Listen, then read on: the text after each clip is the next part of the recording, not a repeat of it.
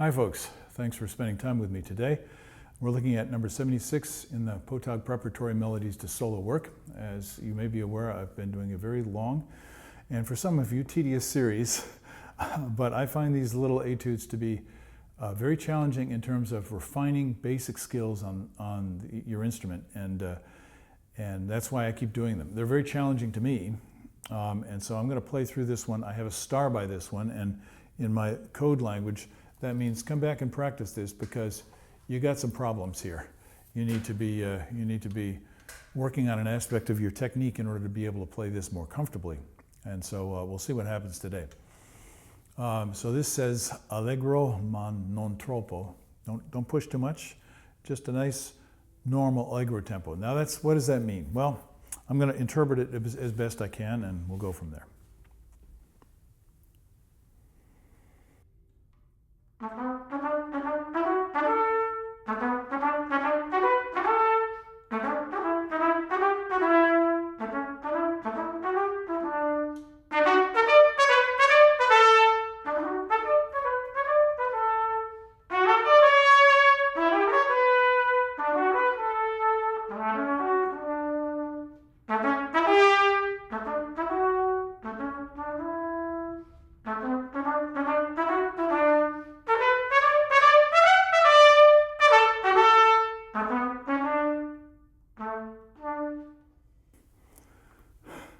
Well, it still doesn't feel good, but at least I feel a little bit closer to the musical dance, the gesture that's in it.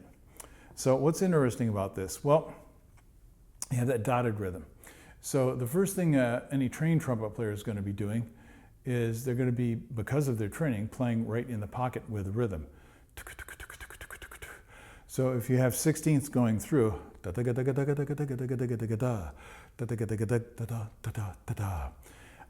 a big problem that we have when we start to articulate with a single 16th, a dotted rhythm, is that we tend to stop. So some of you might be doing this.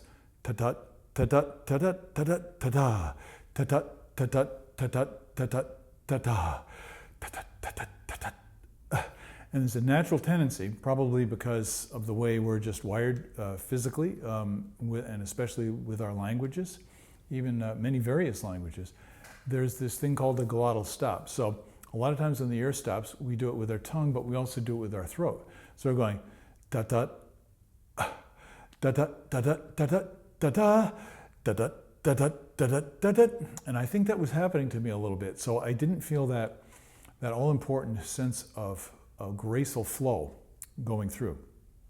So what am I going to do to practice that? Well, some of you have used, if you can flutter tongue, you've used that skill to try and get that feeling of flow. And the reason is, if you flutter tongue,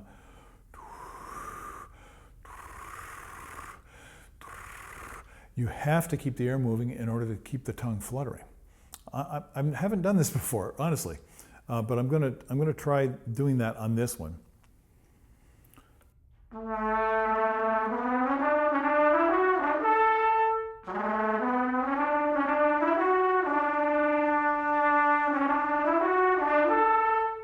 And I learned something from doing that. I noticed something important.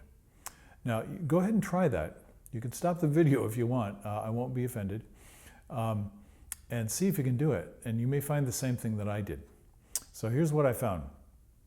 I was able to do it, but as I did it, I was having trouble keeping in that kind of focused center of each of the notes. And I had to relax and kind of allow my body to make some internal subtle adjustments in order to find the center of the note.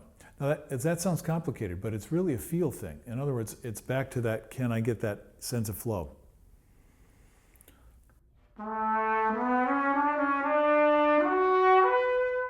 Oh, on the second phrase, now it has a bigger curve, as it were.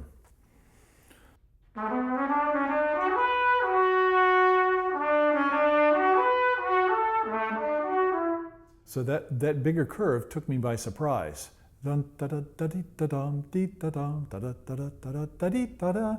that's a much more angular, of a larger interval.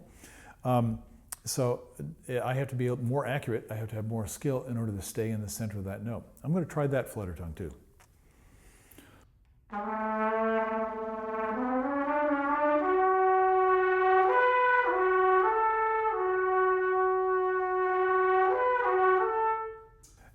the real value of doing the flutter tongue, and I realize that some of you can't do this, so I'm sorry to waste your time talking about flutter tongue, but there are other ways to practice this. You can use multiple tonguing, for example, or simply continuous single tongue, if you like, and create the same kind of technique. The point is you're trying to learn to keep the blower and the throat and the tongue basically soft so the air can pass through as easily as possible.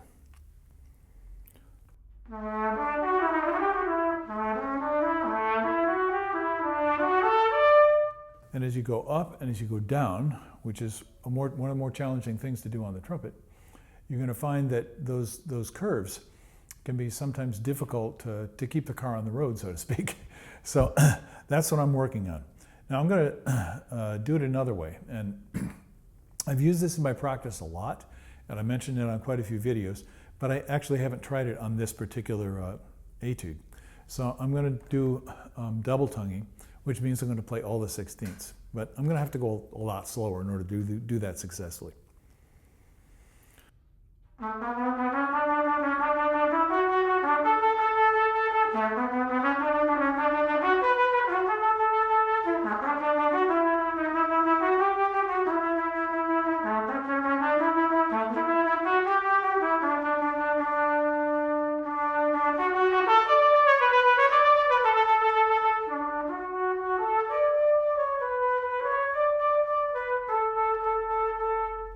I want you to notice something.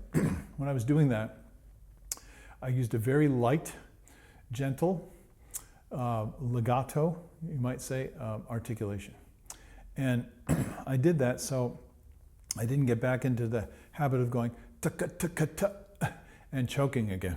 So what I'm working on with the flutter tongue, what I'm working on with the multiple tongue, just seeing if I can maintain that flow, even though the tongue is pretty busy, obviously.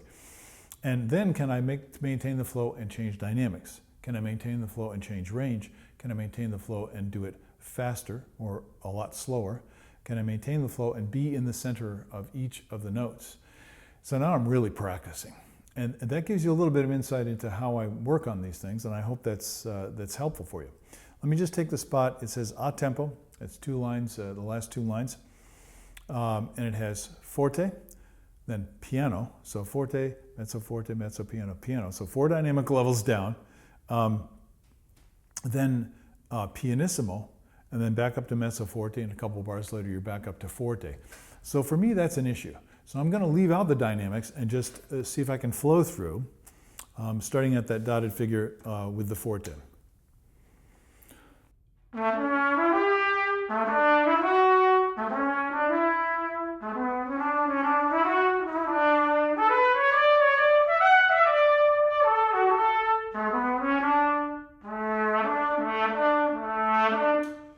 Now that was pretty rough, and I didn't even have the articulation or the dynamics going. So I want to find my path first. I'm going to do it once more. Thank you for allowing me to do this public practice. I hope you find it useful also.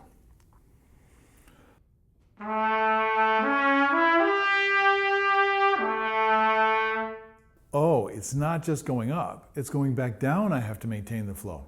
When we play those figures,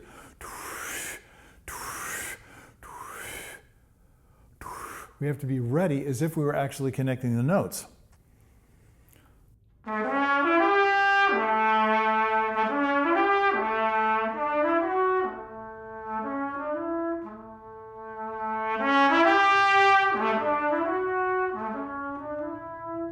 Wow, that gives me a whole lot more control. Now, it might take you a fair amount of practice to get there, but that will pay very big dividends in improving your overall trumpet playing.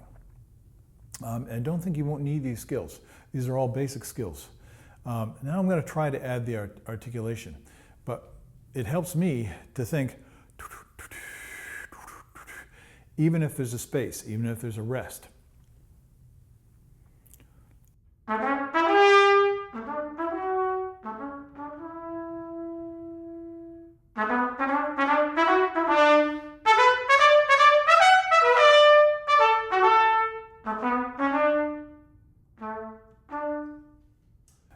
I think that's rather humorous at the end. He puts a little fermata over the quarter note, and that means you can kind of end whenever you want. Boom, boom, 5-1. Okay, that's enough work on this one, but as I hope you can see, there's an awful lot more in here that needs to be explored. And for those of you who have fun practicing the trumpet, and I know that there are some of you out there, and who get satisfaction from overcoming these difficulties, I hope this has been a useful time for you. Please come back and join me, check out the content on my channel, and I hope you enjoy your practice going forward. Have a great day. Bye-bye.